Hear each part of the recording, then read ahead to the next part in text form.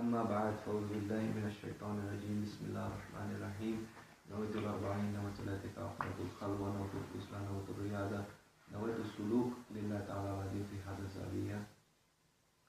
السلام عليكم ورحمة الله تعالى وبركاته. Alhamdulillah, for the sake of Allah subhanahu wa ta'ala, we all have gathered over here, and the blessings of Allah subhanahu wa ta'ala with the permission of Rasulullah sallallahu alaihi wasallam and the permission of Maulana Sheikh Muhammad is being poured upon us. We may be able to see it, we may be not able to see it, but we inshallah are being blessed.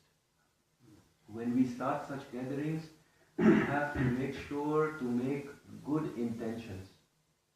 Good intentions not just for ourselves, but for everyone. Making intentions for improving ourselves, for improving our ibadah to become with more ikhlas. And for the people who are ghafil, we need to pray for them as well. And when we are praying, we are making intentions, we should not be selfish. We have to make good intentions. As we wish for ourselves, we should wish for our brothers. And let us begin this gathering with good intentions for all of us, and may our gatherings be such with which Allah subhanahu wa ta'ala be pleased. And may our gatherings be only such with which Allah subhanahu wa ta'ala is pleased. Ameen. And make intention for Brother Nazir's father. He is not well, so let us make intention that each and every moment of this gathering be mercy and blessing and shifa for his father. Ameen. Hazrat Tamim al-Dari says, the Prophet ﷺ, he said 3 times, the religion is nasiha. The religion is nasiha. The religion is nasiha. We said to whom? He said to Allah, His book, His messenger, and to the leaders of the Muslims and the general people. And Shah Naqshband, he has said many times in his life that our tariqah is tariqatun al-suhbah wal khayru fil jamir. Our way is the way of suhbas, associations, and the khair is in the gatherings. The khair is in the jama'ah. The khair is in coming together and remembering Allah subhanahu wa ta'ala. Gatherings happen in coffee shops, gatherings happen in cinemas, in many places, but the blessing and barakah is not there. Why? Because it is not for the sake of Allah subhanahu wa ta'ala. It is not for the love of Allah subhanahu wa ta'ala. But it is pleasing shaitan. So there is no blessing in that. When we are in such gatherings, even if we are 1 or 2 people, the blessing will come. Because our intention is to please Allah subhanahu wa ta'ala. Each and every person who attends our zikr receives based on his needs. Allah knows everyone's needs, and inshallah there is nasiha in the teachings of Maulana, and we are passing them on. When we look around, when we go to wherever we are, when we look around, we see a lot of people. And if we think about this, probably none of them existed 100 years ago. and none of them will exist after 100 years. So we did not exist and we will not exist before and after 100 years. Everyone will taste death and we will be lowered in our graves. And the angels will come to us and they will ask us basically 3 questions. Who is your Lord? What is your religion? And what did you believe or say about Sayyidina Muhammad sallallahu alaihi wasallam? Why there are 3 questions? And why not just one question? Who is your Lord? And the person will say Allah subhanahu wa ta'ala and finish. All the answers are received. Or maybe 2 questions. Which is your deen? My deen is Islam. And finish. Why are we being, or why will we be asked about Sayyidina Muhammad sallallahu alaihi wasallam? There is importance. And there is importance in what we believe about him, what we think about him, and what we act on thinking about him. How we behave when his name is mentioned. What happens to our heart when we listen to qasidas and when we listen to his name? Does it affect our heart? Does it make our heart soft when we recite salawat? Or it does not have effect on our hearts? Something we all need to think about. And our future will depend on what we believe and what we will answer in our graves. So similarly, when we select our friends, when we select our companions, we have to select and we have to be very picky and choosy about who we are selecting as friends and whom we are being with, whom we are spending time with. We can ask these 3 questions and select our friends. When we find someone and we think we should make friendship with this person, we should think, who is his Lord, what is his deen, and what does he believe about Sayyidina Muhammad sallallahu alaihi wasallam, so that we can be with the true ones, we can be with the good ones. This is a template for finding good friends, and when we, like they say, birds of a feather flock together. So we are like birds of a feather. We have come here together for zikr, to please Allah subhanahu wa ta'ala. There is no other reason. So when people who want to please Allah subhanahu wa ta'ala and they come together, then they're surrounded by angels and mercy starts descending upon them. Rasulullah sallallahu alaihi wasallam, he has said that we shall be raised with the ones we love. So who do we love in this dunya? Who are we focused on? We will be raised with them. We have to fix our selections. And if you think about it, the closest 5 or 7 people in your life and you have a lot of things in common. The closest 5 or 7. Just think about this when you're free. When you're sleeping, just think, who are the closest 5 people or 7 people, and your behaviors and your thinking and your way of acting, even the way of speaking, becomes similar. So we have to be very careful who we are selecting as friends. Are we selecting those people who take us close to Allah subhanahu wa ta'ala, or are we selecting those people who make us ghafil? In straight words, attain companionship of the ones with Sahih Aqidah and be with the true ones who remind you of Allah. When I was coming here, I asked for nasiha from Maulana, and he asked me to tell the Jama'ah of Qatar to be with the true ones. This is the main message, and subhanAllah, the sohbah which I had put together from Maulana's teachings, which was put together last week, was on the same topic. And today he gave me the same topic. Subhanallah. And a Muslim, he has 6 rights over another Muslim, like we all know. The first one is to say salam, second is to accept invitation.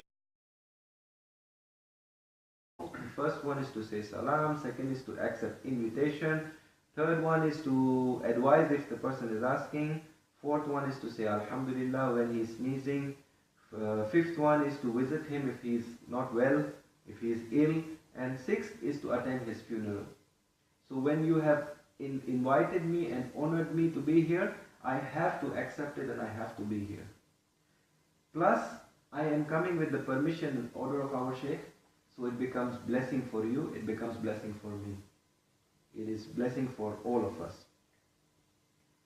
And Allah subhanahu wa ta'ala, like He says, Ati'ullah, Ati Rasul wa lil amri minkum, obey Allah, obey the Prophet, and obey those who are on authority above you. So when we take bay'ah, our Shaykh is on authority above us, and we have to obey him. We cannot ask questions in obedience. If he's saying, Maulana Sheikh Nazim, he said, follow Sheikh Muhammad after me, we have to follow Sheikh Muhammad after him. We cannot be asking questions, but this, but that. This is coming from our ego. And this is not right. And Maulana Sheikh Nazim, he has said that such gatherings or such circles or halkas of zikr, they create circles of protection. For example, when we are having zikr in this area, what's this? Barwa city. When we are having zikr in this city, in this place, it creates 70 circles of protection around it. So within those circles, if there is bad things happening, those will also be washed away because of the barakah of this zikr. And there are many, many, many hadiths about zikr. And Allah has created angels for us where we sit and we make zikr. The place where we sit and we make zikr, Allah creates an angel for us over there. Next week we come and we sit in the same place, He can create another angel and millions of angels in the same place for us. So when we are, and those angels, they will be seeking mercy and forgiveness for us till Qiyamah. So if we are missing zikr, we are missing one angel also. Hazrat Abu Darda, he narrates that the Prophet ﷺ said on Qiyamah, on the day of Qiyamah, certain people will be raised by Allah subhanahu wa ta'ala in such a manner that their faces will be illuminated and they will be seated upon thrones of pearls. Faces will be glowing and they will be sitting on thrones of pearls. And they will be envied by the people. They will be neither the messengers nor the martyrs. They will not be messengers, they will not be shaheed. A Badouan, he exclaimed, describe them to us, Ya Rasulullah, so we may recognize them. Sayyidina Muhammad sallallahu alaihi wasallam, he replied, those who love each other for Allah's sake, coming from different tribes and different places, they gather for the remembrance of Allah. These are those people.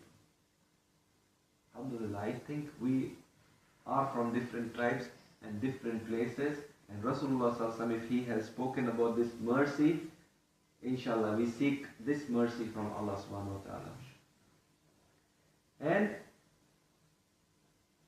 when we gather every weekend for the zikr of Allah with himma and love of Rasulullah sallallahu alaihi wasallam and Allah subhanahu wa ta'ala, we get blessed for it.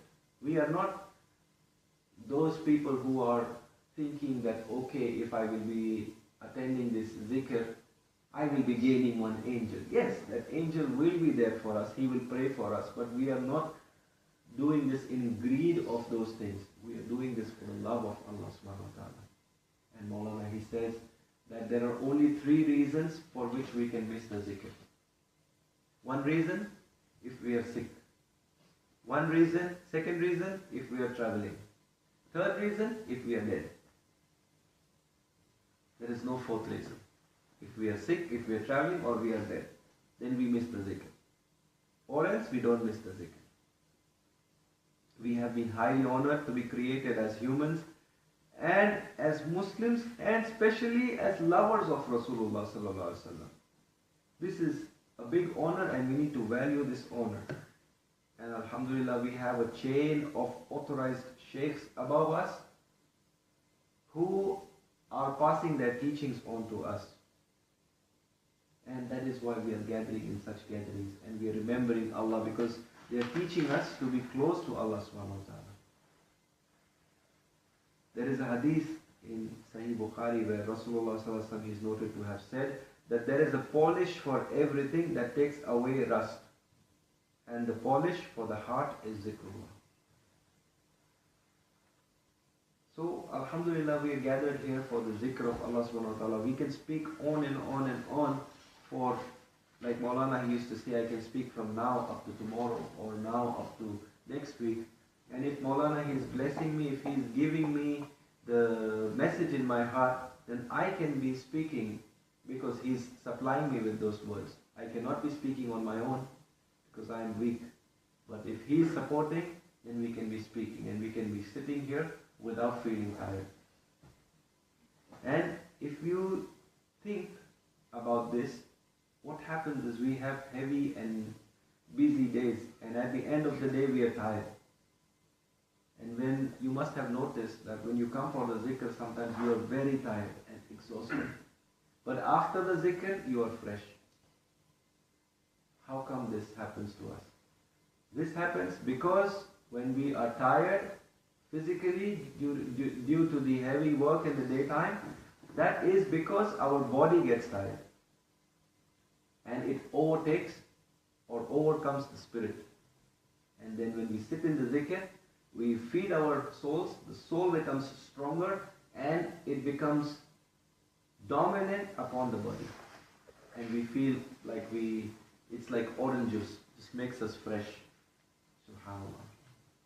One last point I will mention and then we can start the zikr so we don't make it very late. Maulana, he has said that, Maula Ali, he says that life or this dunya is like an ocean and the heart of a person is like a boat. Dunya is like an ocean and the heart of a person is like a boat. As long as dunya is outside the boat, or dunya is outside the heart, or the water, the ocean is outside the boat will be floating. But the moment dunya enters the heart or the water enters the boat, it will drown. We are in this dunya as travelers. So let us behave like travelers. We cannot fall in love with this dunya which does not belong to us. When